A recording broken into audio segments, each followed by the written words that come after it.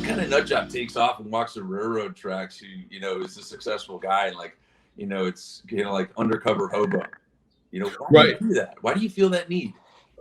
Yeah, well, I mean, I can't remember if I said this, but we called it high-speed vagrancy, which was a sort of phrase that we came to like. And what I liked about it, I mean, technically it's illegal, right? Morally, I felt like we were okay. Like we weren't victimizing anyone with our illegal act. We were endangering ourselves, I suppose, but we were pretty careful out there. And one thing that we liked is that we were marginal. And you go on the Appalachian Trail, like beautiful out there, but you're walking where society sort of wants you to walk. What we were doing was we were dependent on society, but we were marginal and sort of skirting the edges of it. And I liked that relationship where we were part of it, but not part of it. And where we had to think about our security every night. We had to think about if we were visible to people, because when people saw us, sometimes they called the cops.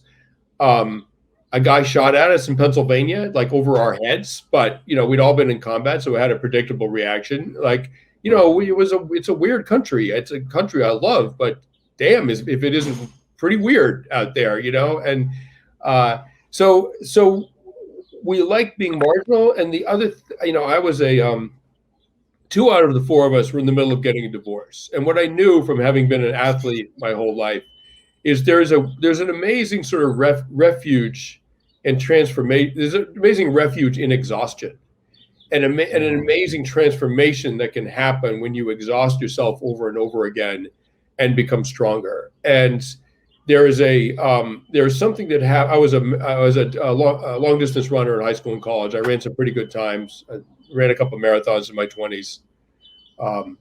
There is something that happens when you move through the world in a kind of cadence, when your body falls into this cadence, into this rhythm. And sometimes you get this feeling that it's effortless. You get this feeling, as I say in the book, where you're in cadence when it feels easier to keep moving than to stop, when stopping seems like the harder thing.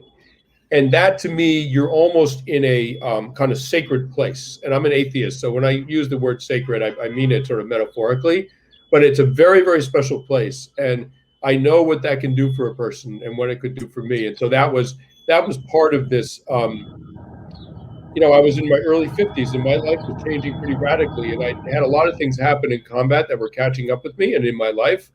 And I thought, I need to kind of burn myself clean. I need to be in a place where I have the equivalent of nothing. And of course, I wasn't homeless. I had money in a bank account. I had a home I could go back to. It was a performance, but there is something of value in a performance. It's not completely without value. And the I don't know what would the word be, the humility you sometimes wind up with when you recognize other people looking at you like you're marginal.